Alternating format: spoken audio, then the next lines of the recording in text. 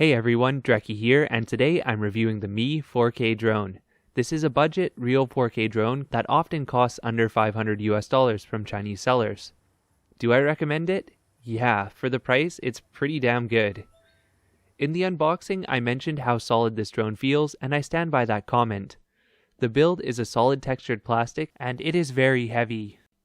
The step up from a $200 drone to a $500 drone is quite apparent here in the way that this drone is designed. It is very handsome with its white textured finish and gold highlights, although I have to say that this design is very similar to some DJI drones. The drone is slightly modular for transport.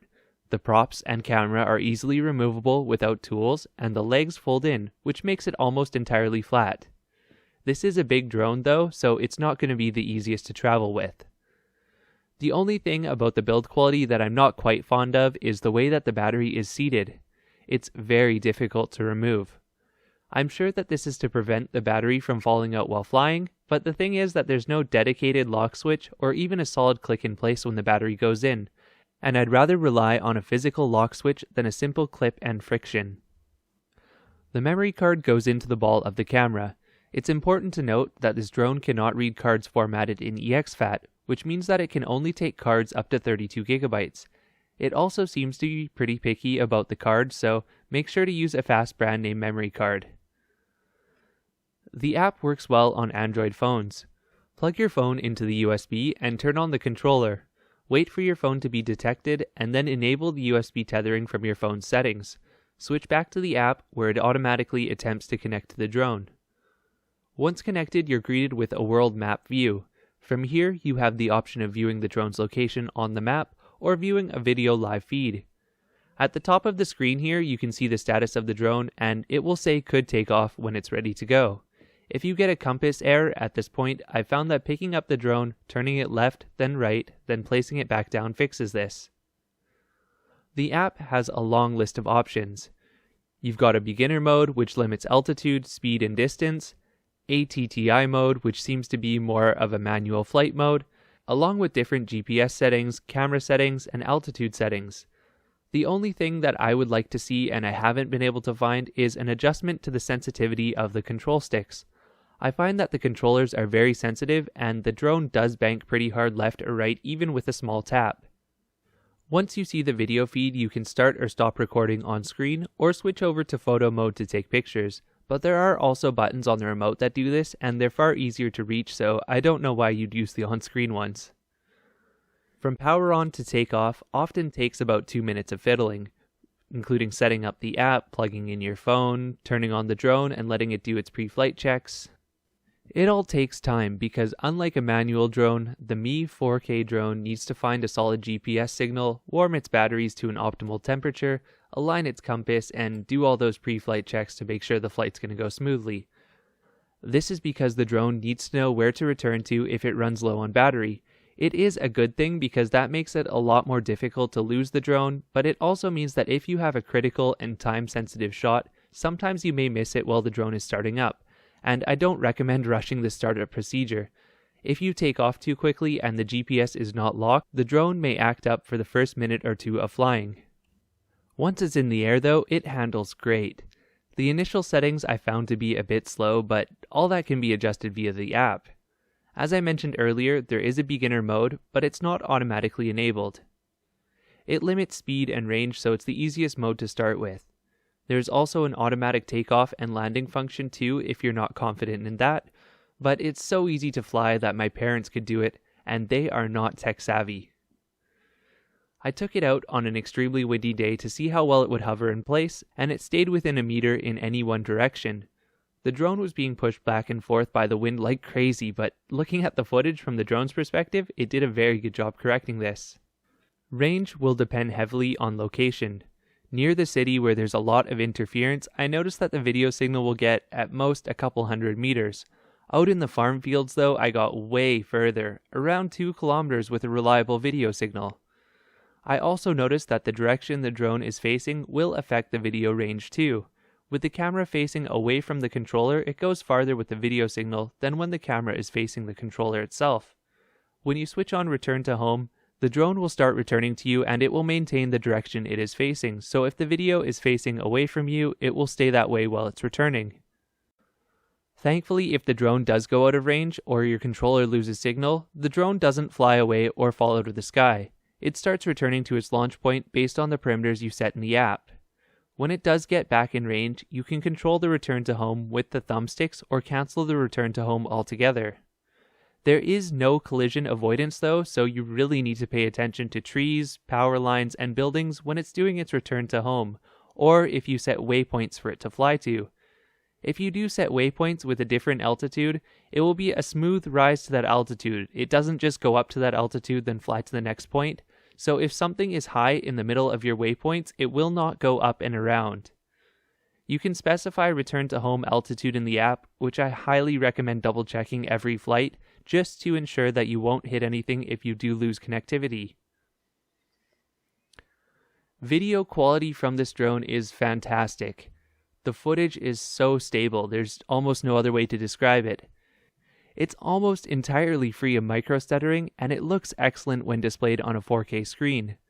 My footage looks so good from this, even as someone who is still learning techniques for flying and filming. A lot of the footage I've gotten with the drone looks like it could have been shot by a seasoned veteran, not someone who's only flown about 200 minutes. All of the footage you've seen so far is shot in the default settings, 4K at 30 frames per second. The drone also has 2.7K at 60 frames per second and 1080p at 120 frames per second if you want ultra smooth slow motion. All of these modes are stabilized using the gimbal. The best mode for details is definitely the 4K 30, and the 2.7K 60 is pretty good as well. The other modes I wouldn't touch unless I was shooting a project that specifically required 120 frames per second, because the difference in detail between 1080p and 4K is quite significant. The drone is obviously optimized for 4K. The 4K has heaps of detail even when viewed on a big screen. Noise is kept to a minimum during the day, and color is accurate for the most part.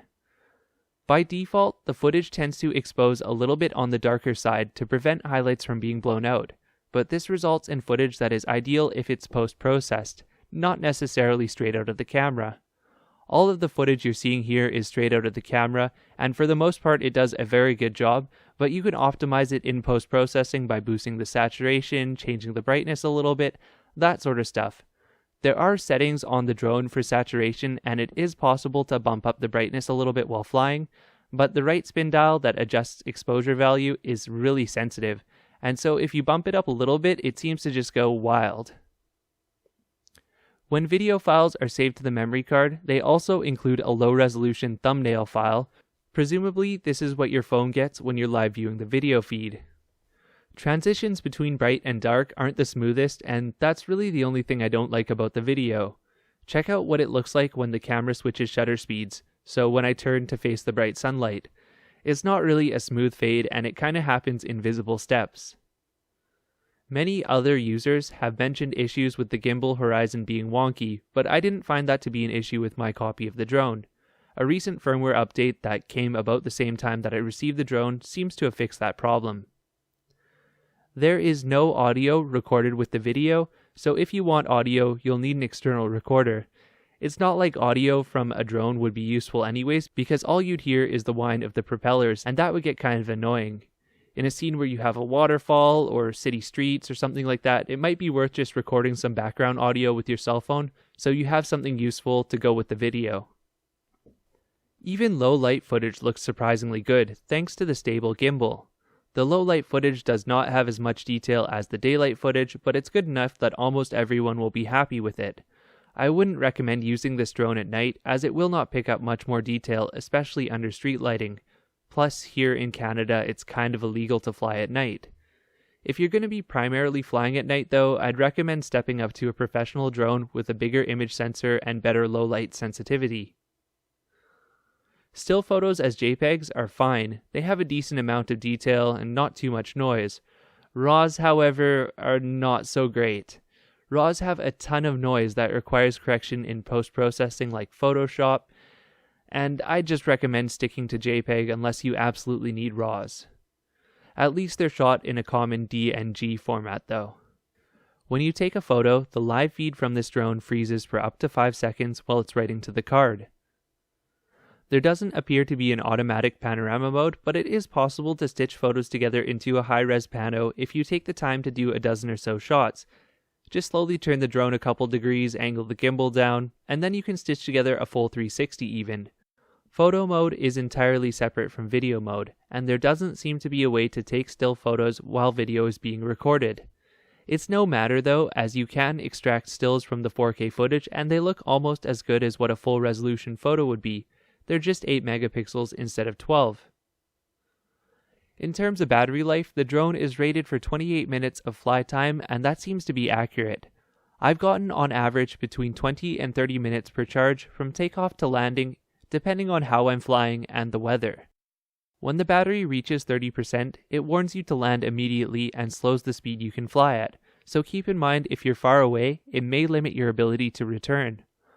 Once it reaches 15%, the drone will automatically land. So yes, overall I would recommend this drone.